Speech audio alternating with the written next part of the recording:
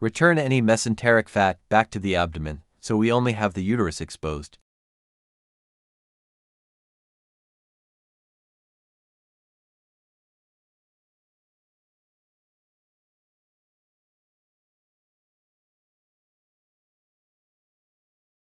Push down on the body wall to get to the level of the ovary. Pull the ovary up and exchange into your right hand.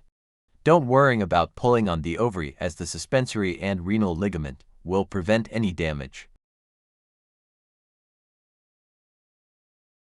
It's a slippery one, so I use a swab for better grip.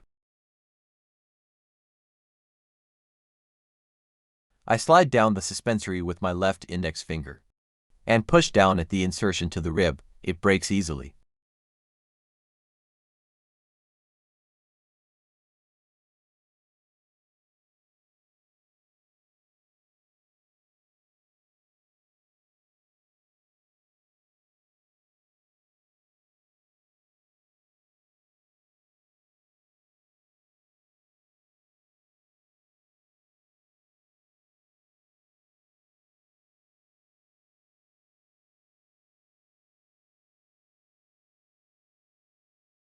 Make sure your window is made in a clear part of the broad ligament, staying well away from the vessels.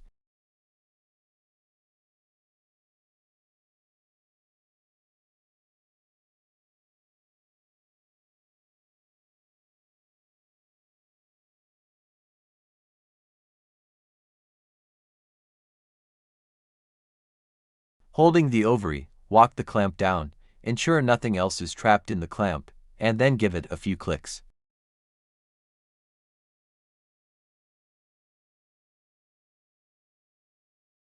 Now separate the uterus, with one clamp caudal to the ovary and the other alongside.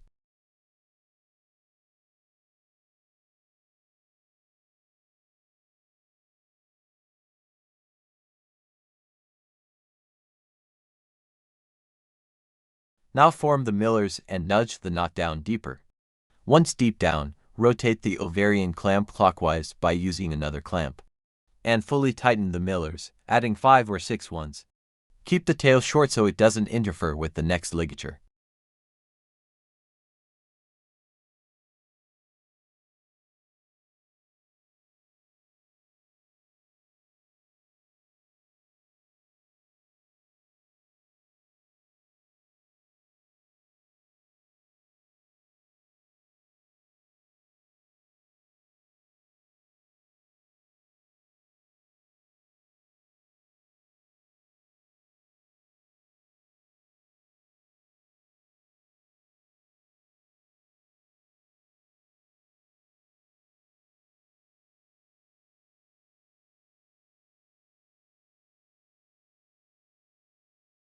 Some surgeons refer to this as a strangulating knot.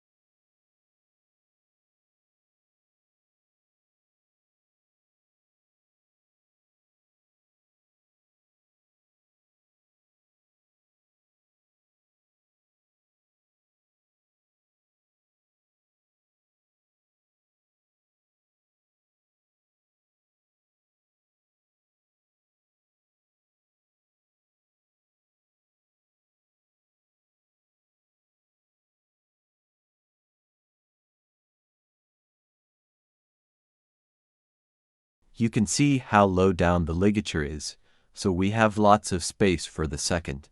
Remove the top clamp and swap the trapped blood, which will be released. Hold the ovary and raise the ovarian clamp. Make sure the ovary is clearing the forceps.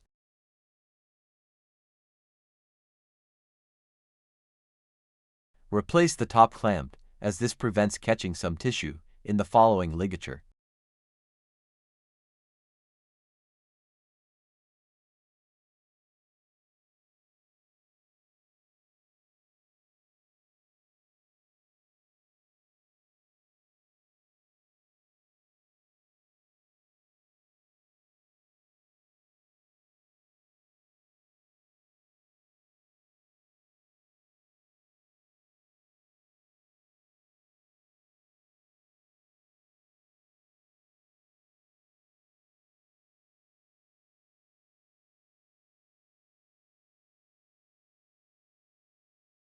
Nudge the millers down and then rotate the ovarian clamp again.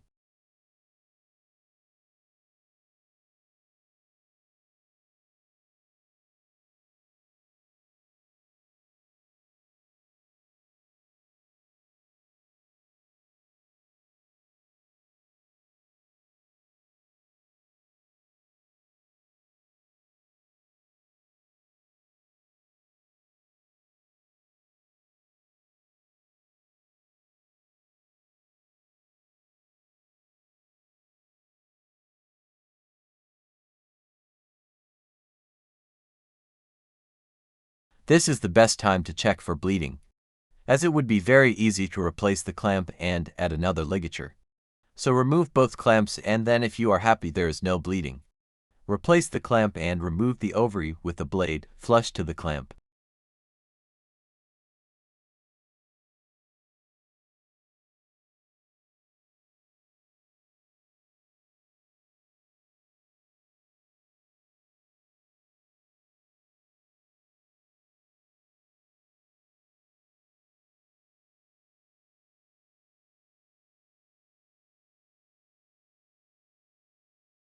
I am just double checking there is non-ovarian tissue between the clamp and the ovary.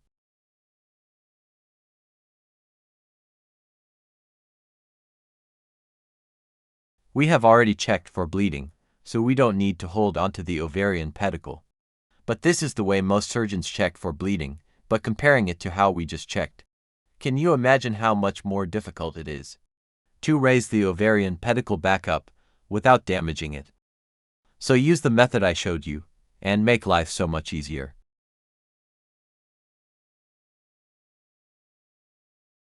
I often ligate the broad ligament, as opposed to tearing it. I make the window to the right of the uterine vessel, as the uterine vessel is often ligated with the uterus.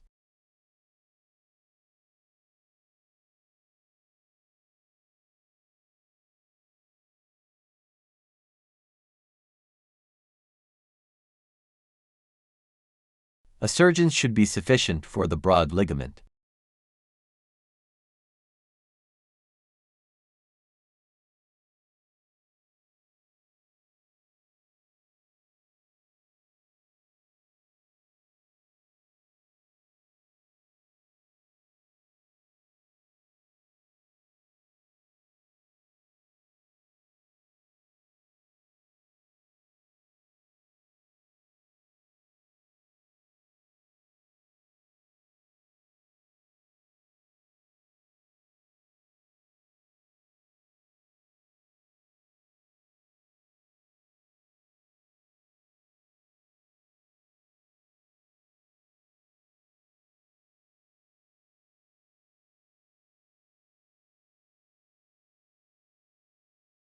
As this is an older dog, finding the bifurcation is easy.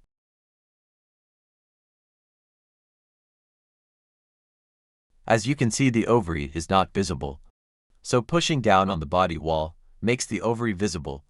Now grasp the ovary, and then transfer to your right hand.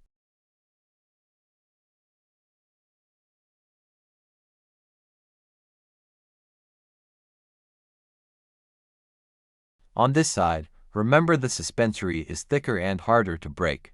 Run your index finger down the ligament, as far down as you can get. Then slide your finger under the suspensory and push your finger upwards. So to break the right suspensory, push down near the insertion. To break the left suspensory, hook your finger under the band and push upwards.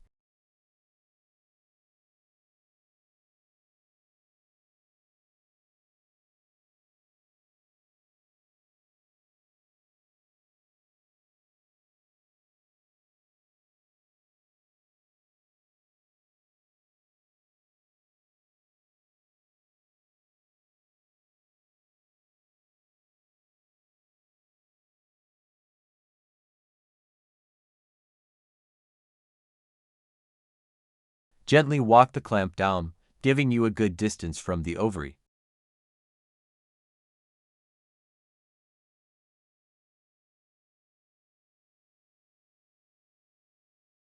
Now separate the uterus.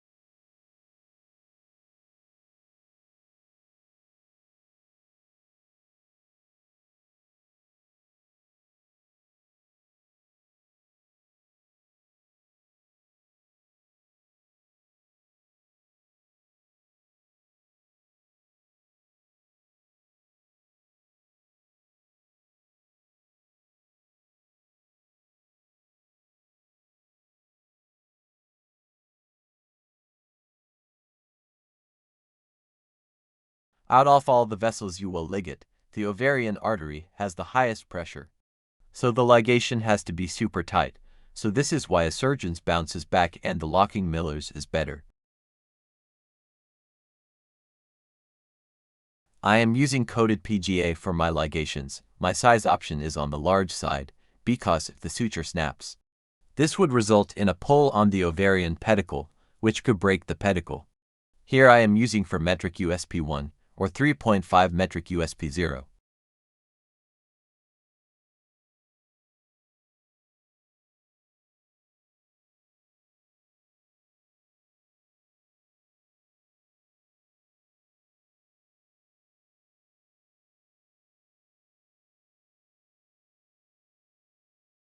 An important fact to point out, we have removed the blood that was present and replaced the clamp.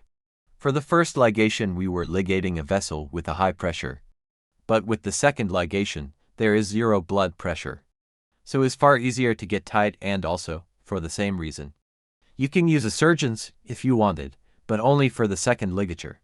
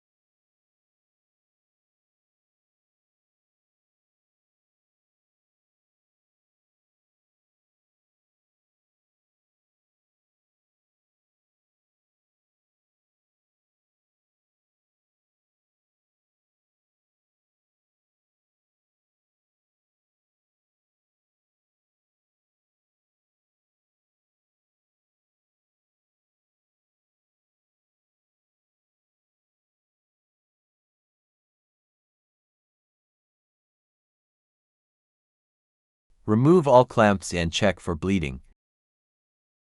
Looks good, and can you see how much better it is to check for bleeding this way, rather than hanging onto a thread of the ovarian pedicle before it slips away.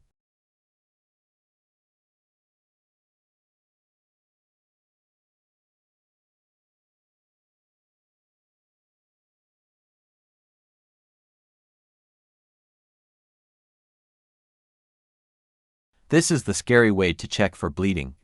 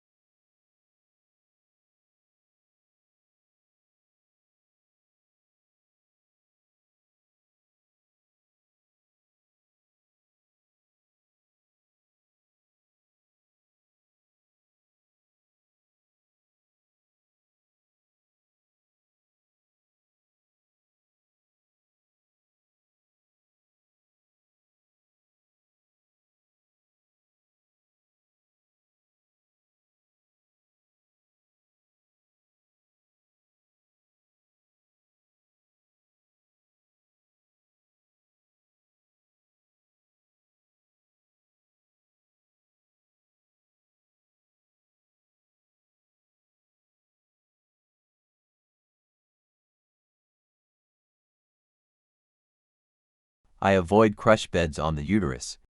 Risks vs benefits. Risks are damaging the uterus, resulting in heavy bleeding. Benefits, very little. Might get better compression and tighter ligatures. I believe risks outweigh the benefits.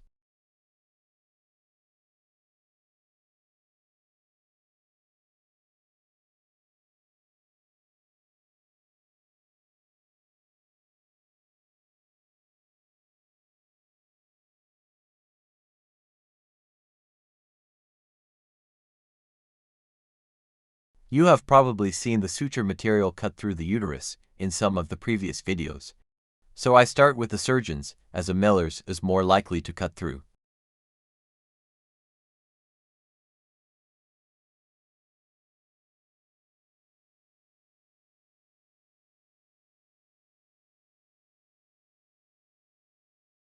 Now I place a miller's.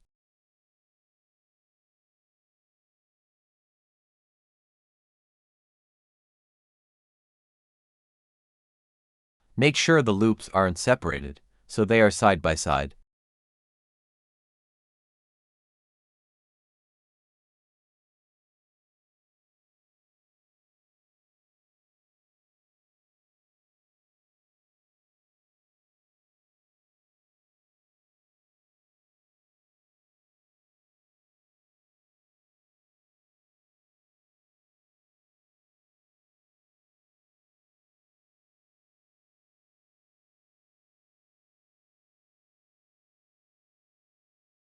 If I believe there is a likely chance it will cut through, I will probably go 90% strength, and then add another miller's alongside, at 100% strength.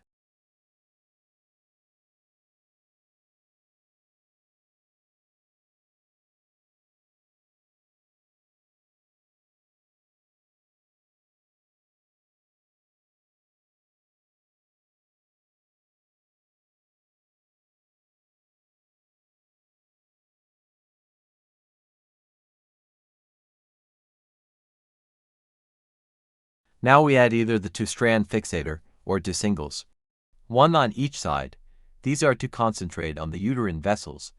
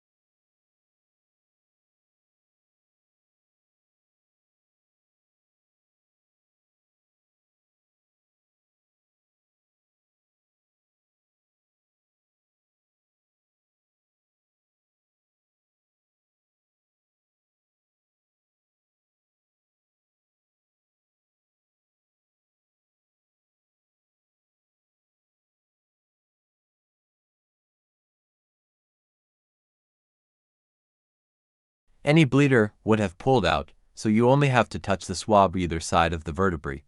Expect the swab to have some blood, but not deep red and wet. I close the muscle with cruciates, first placing one at each end, in case the muscle cut underruns the skin.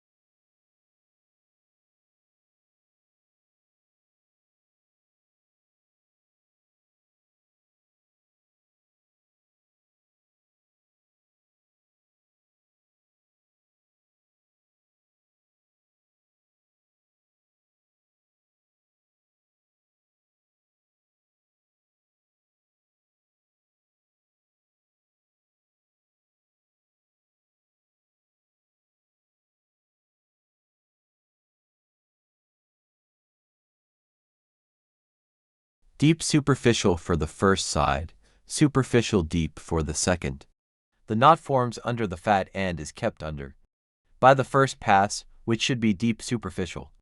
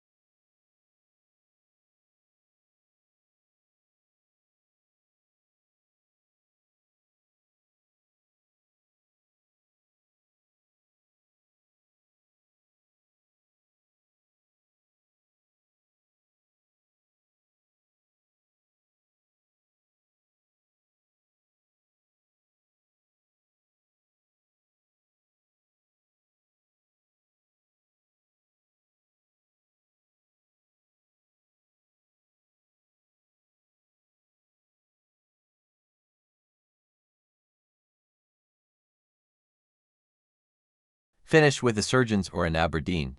Hide the knot in the fat by passing the suture caudal to the knot, coming out at the intradermal position.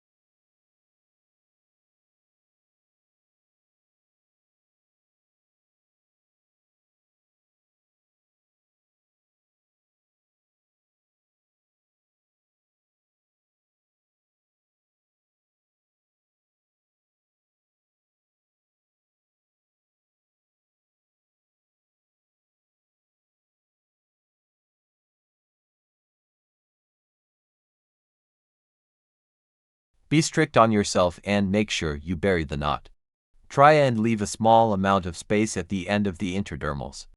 Pass the needle where the knot is, come out quite some distance by placing the skin over the needle. If the needle glides through, that is a good sign it will bury. Also, while you are pulling with the suture, make sure you are also pushing with the skin,